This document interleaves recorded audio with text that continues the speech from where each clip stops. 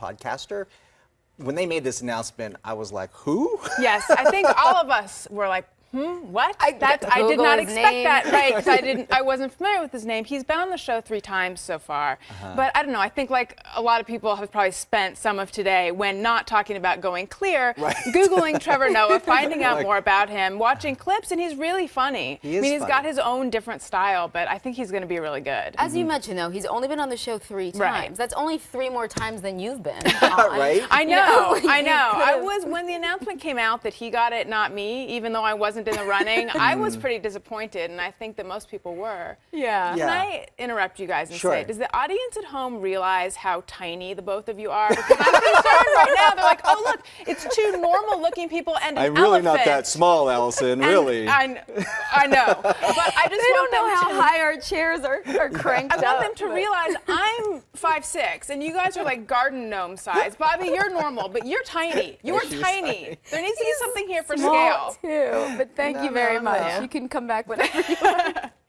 Yes, that's why we're seated and we have you standing, so I you know. can't tell how, you know. I'm just afraid of throwing off the discrepancy. perspective in not a good direction for me. I know. There were so many people rumored, though, to be taking over this show for Jon Stewart. Yeah. Big names, really big names, and so this was a shock. Do you think Right. that this speaks to the direction the show wants to go in? You know, when I heard Tina Fey was being considered, I was pretty excited about that. But I think I would like to say I speak for a lot of people that it's just a relief that it's not, oh, look, another white guy. Yeah. Because I think Give if the it guy was an just, opportunity. yeah. You know, he's 31 years old. He's from South Africa. He's going to give the show a different view, you know, a worldly view. Right. You know, and obviously, you know, what the world thinks of us and our media and the stories that we put out there. So I think it could be fun. Right, and his mom is black and his father is Swiss, and he was born during apartheid, and he makes a lot of jokes about that. He talks about that. It is a really interesting backstory. You can check every box. almost, Exactly. Right? So lucky. As you mentioned, the other story everyone's talking about today is Going Clear, that HBO documentary that aired last night on Scientology. But you know who's not talking about it is our own Bobby, who doesn't have HBO, which I'm he a little told me scared about talking earlier. about Scientology, I'll be honest with you. Okay. It's, you know. If people might not realize that a lot of people in LA, a lot of people in the entertainment industry for a long time have been afraid to talk about Scientology because the rumors, like if you talk about it, you will receive a script and about like, we need you to say this, and there will be retaliation. And it's just, I think a lot of people have felt like it's not worth it to discuss it. So it's kind of crazy and good that all of a sudden there's now this flood of information about it. I think there's just too much for them to police all of So it. what I'm hearing, there's not very many revelations that came out of this. But what was the most surprising I thing? would disagree.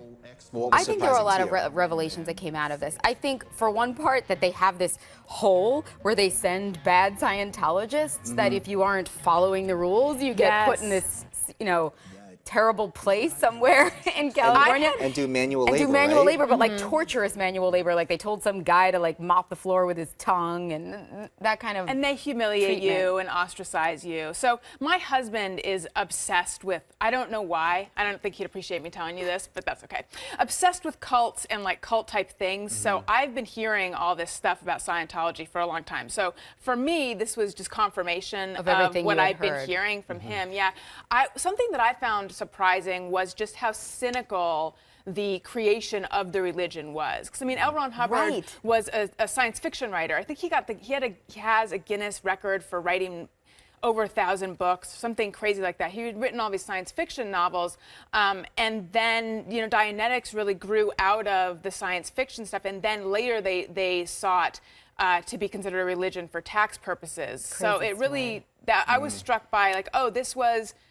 It seemed cynical to me. We also, before you go, we also want to tell you, I mean, you have a wonderful podcast called... Thank you. Alison Rosen is your new best friend. But a lot of people do know you from the Adam Carolla Show, which you were a part of for 4 years. You parted ways. We did, right. So I found out I was being fired or let go, depending on how you want to look at it, Right. December 29th. Found out via email. It was a surprise.